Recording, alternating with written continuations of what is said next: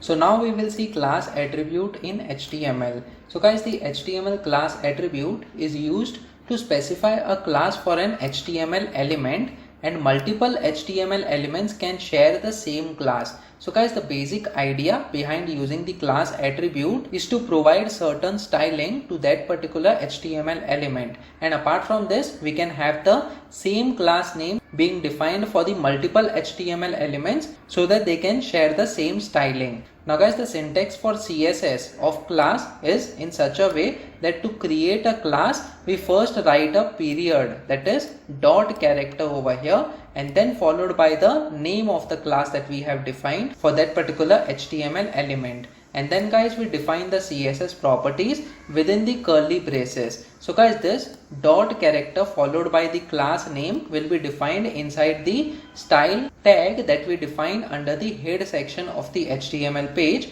and then we are going to define the style properties inside the curly braces. So guys, let us check this with the help of examples now in the VS Code over here. So guys, we have updated the title to class attribute in HTML, and let's say we have the paragraph tag over here. So we say p tag, and then we will say this is first paragraph.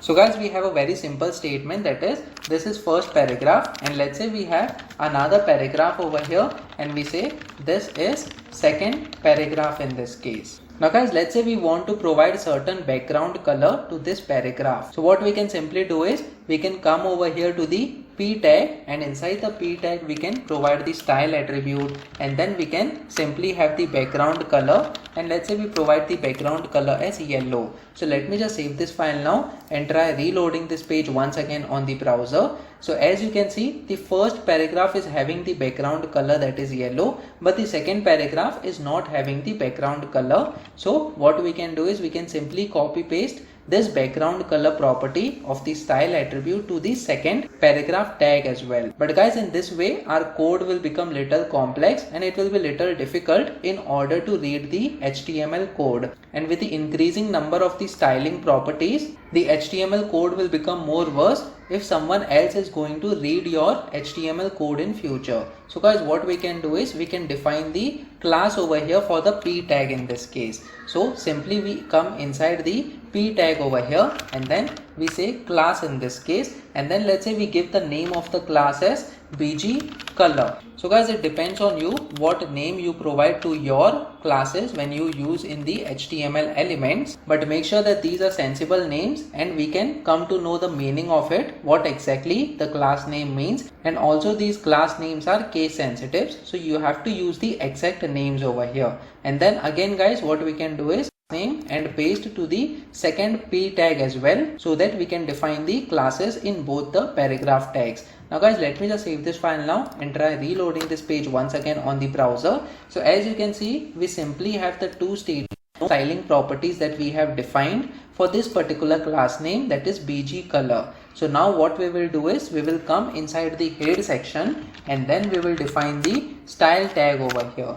Now guys, as I have told you, this is the syntax that we first have to mention the period, that is the dot character, and then followed by the class name. So over here we provide the dot character and then the class name, that is bg color over here. Now guys, make sure that the name of this class name is matching with the class name that we have provided in the HTML elements. So we can simply copy and paste over here in order to avoid any mistakes. So this is the format, that is we have the dot character followed by the name of the class, and then what we have to do is we need to provide the open and close curly braces inside which we will be defining our styling properties. Now guys, we will provide the background color over here, so we can simply say background color in this case, and then let's say the background color is yellow over here. Now let me just save this file now, and since the classes are being mentioned in both the HTML elements, that is both the paragraph tags, so in this case both the paragraphs should have this background color that is yellow now. So let me just save this file now and try reloading this page once again on the browser. So as you can see, we have the background color that is yellow in this case, and in this way we can easily use the classes in HTML in order to provide certain styling properties to the HTML elements. Now guys, apart from this,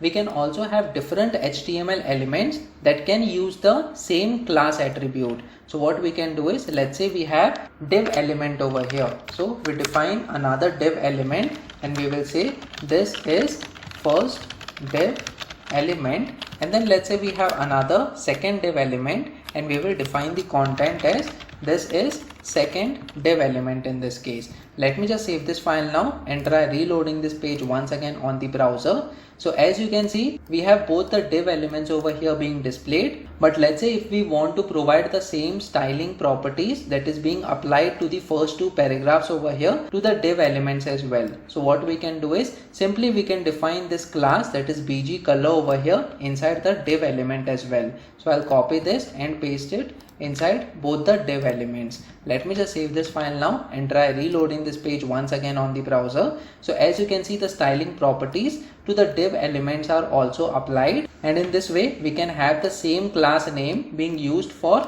different HTML elements if we want to apply those styling properties. Now guys, another important thing is the HTML element can also have multiple classes associated with it. So let's say we have another class over here. So we define the styling of another class. So let's say we have the dot character followed by font size in this case. With the curly braces, we will define the font size over here. So let's say we have the font size property and we define it as 26 pixels in this case. So guys, let's say we want the first paragraph to have this font size as 26 pixels. So what we can do is, since this class name is font size, we can apply this class name to the first paragraph tag over here inside the class attribute. But along with this, we also want the BG color to be applied so that it also has the background color over here. So what we can do is, after this BG color, we can provide the space character and then provide the name of the class, that is font size in this case. So guys, we have